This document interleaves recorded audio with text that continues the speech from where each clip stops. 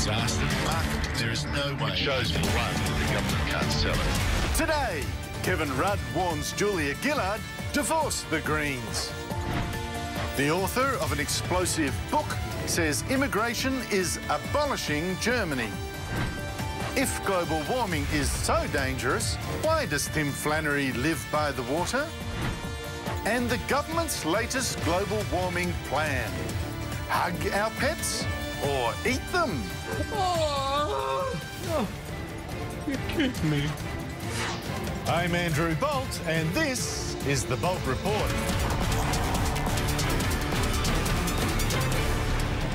Kevin Rudd is always happy to help Prime Minister Julia Gillard, who stole his job a year ago. So this week, he gave her useful advice. Don't get too close to the Greens, appeal to the centre. Rudd saying what many Labor MPs now fear. The government's gone too green. See, Gillard made a terrible mistake after the last election. To persuade the Greens to make her Prime Minister, she offered a formal deal and turned the signing ceremony into a public wedding. And she gave the Greens the carbon dioxide tax she promised we wouldn't get. There will be no carbon tax under the government I lead. Dumb. She should have realised the Greens would never hand government to the Liberals. She didn't need to offer anything. But now the Greens have got Labor so under their thumb that they've put up billboards like this in Melbourne, boasting how they got Gillard to promise $10 billion for their pet schemes. This just makes Labor look weak and the Greens strong. But the Greens are now so arrogant and extreme that Labor must fight back for its pride and for the country. Take Greens leader Bob Brown's mad plan this month for a one world government. Why shouldn't we now join vigorous moves in Europe and at the United Nations for a global people's assembly based on one person, one vote, one value? Such a global parliament, and it could be right here in Australia. And this week, Deputy Greens leader Christine Milne even threatened to punish newspapers which attacked the government or her global warming beliefs. The Murdoch press has been running a very strong campaign against action on climate change. The bias is extreme. It's time we had a good inquiry, and certainly bias is going to be one of the things that certainly will be looked at. Extraordinary.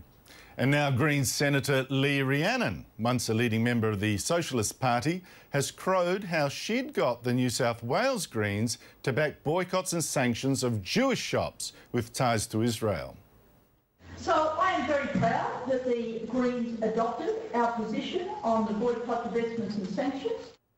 You remember the boycott of Jewish shops in Germany 70 years ago? Here's what the Greens-backed boycott of a Jewish shop now, today, looks like in Perth. This is a company that profits from the misery of the Palestinian people and the human rights abuses that are perpetrated by Israel. And here's what this Greens-backed boycotting of Jewish Israeli shops looks like in Melbourne, Sydney and Adelaide.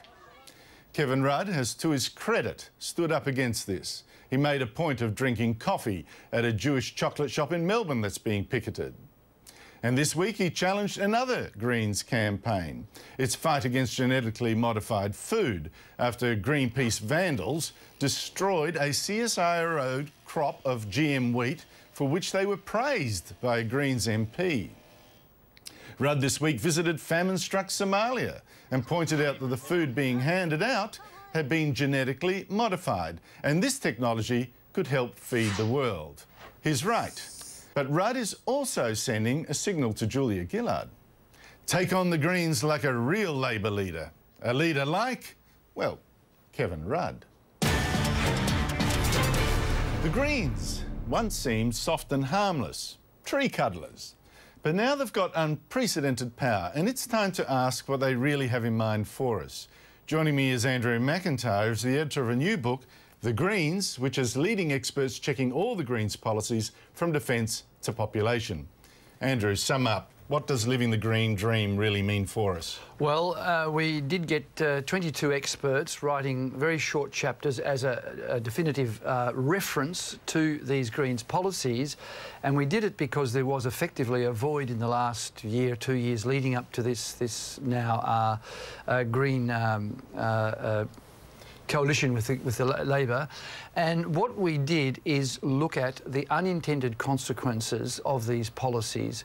We were interested because I believe that the Greens mean well. They've got a huge support in the middle classes that want just to do something, even if doing something is worse than doing nothing, as you would agree.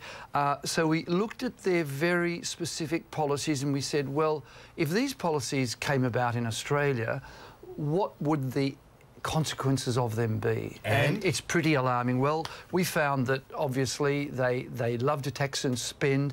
They have a mania for control. They believe in central planning, even though for 100 years during the 20th century that was a complete failure, but they love central planning, and they believe that government knows best. Well, I want to give you one of the things that worries me most about and it's an intended consequence. This is what scares me.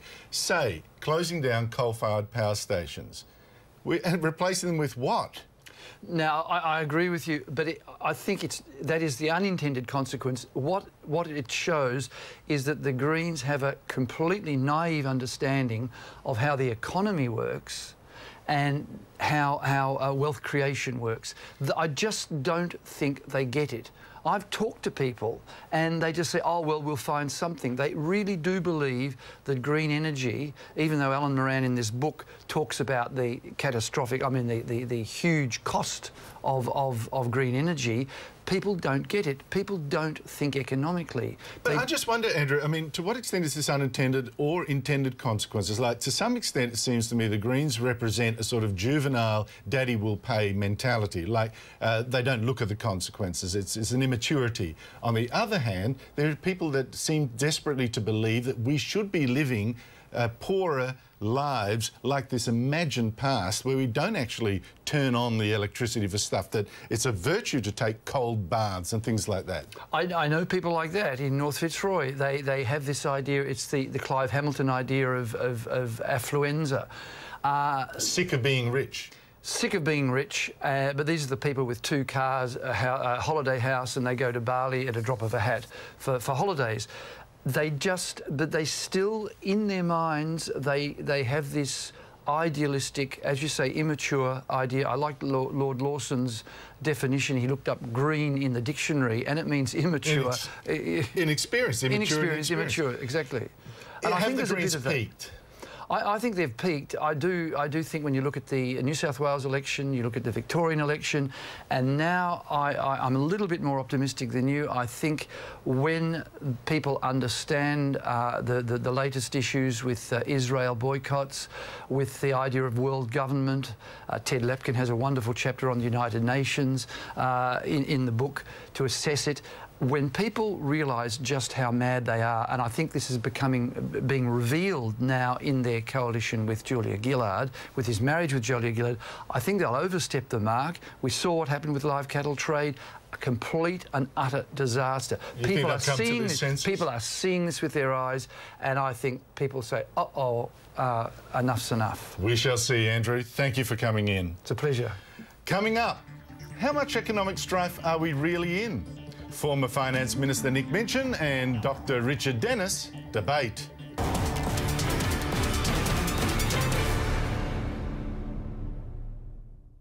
Inflation up, productivity and house prices down, and America in a debt crisis. Deep signs of trouble.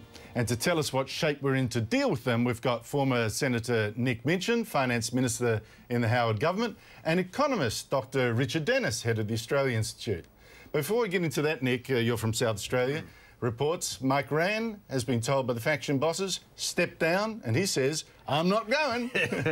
Well, I'm not surprised. The Rann government is going nowhere. They've stalled in the blocks. They're down in the polls. They're looking in trouble. Rann was always going to go this term. The question was when. He wanted to dictate the timing. The factions are saying, sorry, fella, you're going to have to go now. And so they've done a deal, and it looks like Jay Weatherill from the left will become Premier. The left? Yeah. Yeah, well, he's a very moderate... look, from the Labor Party point of view, it's a sensible outcome. And it will mean that the Liberals are now going to have a fight on their hands over the next 2 or 3 years up to the next election. But Mike Rann isn't going to go quietly, and he could well, if he's forced out, cause a by-election. Kevin Foley may also go and cause a by-election. Now, they may hang on to those seats, but they only have a very small margin, so I think South Australian politics could be very interesting over the next few months, because this is going to be very messy. There's some parallels here with federal Labor too, isn't there, Richard? Oh, look, I think, you know, Mike Rann's been there for a long time. The way parties handle these generational changes is important, and not too surprised to see a Premier doesn't want to be forced out of office, so not quite sure what the parallel there is. It's about a Prime Minister hanging on, and leadership changes, and one seat could change it. But look, let's talk about the trouble. We've got the inflation figure coming out this week, 3.6%. That's a worry. House prices down across the nation, the capital cities, for 6 months in a row. Are we heading for maybe even stagflation, as some economists say? Look, I think it's a troubled world environment at the moment, but obviously there's a lot of people around the world getting out of Europe, getting out of the US, and a lot of that money's still coming here to Australia. The Australian dollar at $1.10 US doesn't suggest that other countries are too worried about where we're at. But in terms of inflation, I mean, do we want house prices to go up, or do we want them to come down? One week we're worried about affordability. You're talking to me, house owner me? Well, indeed. I'll tell you what I want. But 1 week we're worried about affordability and they're too expensive and young people can't get a foot in the door, and the next week we're worried, oh, you know, they're not rising, what does it mean? Well, you know, flat house prices are what the Australian economy needs. We don't need an asset price bubble. And yet we've also got productivity very sluggish, Nick. I think there are signs of worry that this economy is not motoring as it should, with the particularly with the resources sector getting unbelievably good balance of trade, so prices at the moment. We should be doing much better. Well, I think the real worry is that the inflation genie looks like it's getting out of the bottle. And for Wayne Swan to stand there this week and blame it on bananas was frankly ridiculous. Talking about bananas, let's talk about bananas. The inflation figures were indeed blamed by Treasurer Wayne Swan on bananas. Let's have a look at this. Now, because of the massive impact of these natural disasters, anybody putting fruit and veggies in their shopping trolley, particularly bananas, knows that prices do remain high. And you see that reflected in the CPI today. Now, Nick, before I let you get on to the mockery, 5 years ago, your government, the Howard government, blamed bananas too. But look how Wayne Swan thought of the banana excuse then. They'll attempt to use bananas as a shield. And don't forget, you know, bananas, they're yellow and they're bent. All right, Nick, who's yellow and bent? Well, there's nothing worse in politics than hypocrisy. And Wayne, having done that and mocked us for talking about bananas, should never have gone anywhere near bananas. But no, the really serious part of this is that if you look into the ABS figures, you know, you see very substantial price increases across a whole range of areas. Electricity up nearly 11%, petrol up over 11%, rents up nearly 5%, water up something like 12%. A lot of these are government-driven price increases, but they're really hitting households, and they're flowing through to the general economy. So I think there is a big inflation problem looming. I think that is going to put a lot of pressure on the Reserve Bank. If a deal is done in the US Congress over the weekend, the Reserve Bank will then be under pressure to raise rates at its meeting next week, and that's going to hurt households again. So I think the government is facing a big problem on this front, and as we've seen through the week, productivity is stalled and the government has no productivity agenda, and this is a really dumb time to be imposing on Australians another electricity tax in the form of their carbon tax. I'm going to get on to that. Richard, what do you think? The bananas excuse, I think, is masking some real, more fundamental problems with the Australian economy. Well, look, I don't know that the banana shield that Wayne referred to is the best defence in Australian politics. But look, I mean, Australia's inflation is slightly above the RBA range because the economy is doing quite well. Again, parts of it doing quite well, but you know, are we heading for a double dip, or is the economy, you know, surging ahead with strong inflation? I think, again, we seem to be criticising everybody for everything in Australia at the moment. And inflation, look, 3.6%, the RBA is going to start to get a bit worried if it stays that way, but I don't think interest rates are going to go up next week. Well, there's one more threat looming, of course, and it depends a lot on whether America over the next 48 hours can strike a deal on raising the debt ceiling to deal, you know, $14 trillion of debt, and they want to raise it again. How much trouble is America in? Will that hurt us? Oh, look, there's nothing the Republicans are more concerned about than Democrat spending. Of course, most of this debt's been accumulated under successive Republican governments where the debt ceiling went up and up and up. The real problem for the US isn't the debt ceiling, and it's not tomorrow's economy. The real problem is America going to be taken seriously around the world if it's willing to play short-term political games like this at the expense of their long-term credibility. It's a very risky game. I think it's more like America, but this may be the end of the century of American power as the economy goes down and down and down. Nick, what's the impact on us? I don't think they will default. The risk, though, is that the US economy and its recovery stalls, although profits are up and there are a lot of good signs coming out of the US economy, but the political system in America is dysfunctional, while the economy is actually inherently strong. It remains the most entrepreneurial, innovative, inventive economy in the world, and I don't buy this line that's sort of the end of the American century. It's still a powerhouse of an economy, but it's lumbered with this dysfunctional political system and massive overspending, governments that have spent beyond their means for years and years and years. And a president that's flapping his hands. Well, and Obama looks incredibly weak in all this, sitting back saying, oh, Congress, can you, put a deal in front of me? I mean, a lot of people bag the Tea Party. I actually think the Tea Party's been a fantastic influence because they've belled the cat. The US has been spending way beyond its means. It's got to get spending under control. Its public finances are a complete mess. The debt is huge. Obama, like the Gillard government, panicked in the face of the GFC and spent like, the proverbial, and now they're paying the price for it. Now, you mentioned the carbon dioxide tax. This is a terrible time to introduce it. Richard obviously would disagree. I want to show you the government's latest scheme to tackle global warming, and it involves making a different kind of carpet. Hear it from Julia Gillard. Making it from a renewable resource of cornstarch means the amount of carbon pollution, carbon dioxide generated in making the carpet is cut by 60%. Will these magic carpets save us from global warming, Richard? Well, who can say? The beautiful thing... It's preposterous, isn't it? Well, look, people want to innovate. Nick's just talked about innovation in the US. Why shouldn't carpet, God bless it, be made out of cornstarch? But, the reality is, with the proposed emissions trading scheme and carbon price initially, it's up to individual companies to go and make this decision. The beautiful irony of what Tony Abbott's proposing is that under the direct action scheme, can you imagine the grant application from this carpet company? Well, the government's got plenty of direct action models in itself. No, let's be clear about this. The direct action scheme under Tony Abbott would require the carpet company to write in... For everybody? No, they'd write in and they'd say, we've got this cornstarch technology, look how it's going to reduce emissions, and would the taxpayer please pay me to roll out this new technology? So if you want to mock, the carpet, it cuts both ways. I want to mock them all. This is a terrible tax, terrible idea, ludicrous solutions. Richard Dennis, thank you for joining us. Nick Minchin, thank you for joining us. And coming up, hug it or eat it. The Gillard government decides the great global warming debate. Economist Thilo Sarrazin was on the board of Germany's central bank, but didn't get famous until he studied not financial figures, but immigration ones, and wrote the explosive bestseller, Germany Abolishes Itself. He shows Germany brought in 4 million Muslims who have high birth rates, but do badly in school, in work and in integrating, and are 4 times more likely to be on welfare. As a result, he claims, Germany's average intelligence is in decline. Thilo Sarrazin is in Australia and joins us now. Dr. Sarrazin, in what ways is Germany being abolished?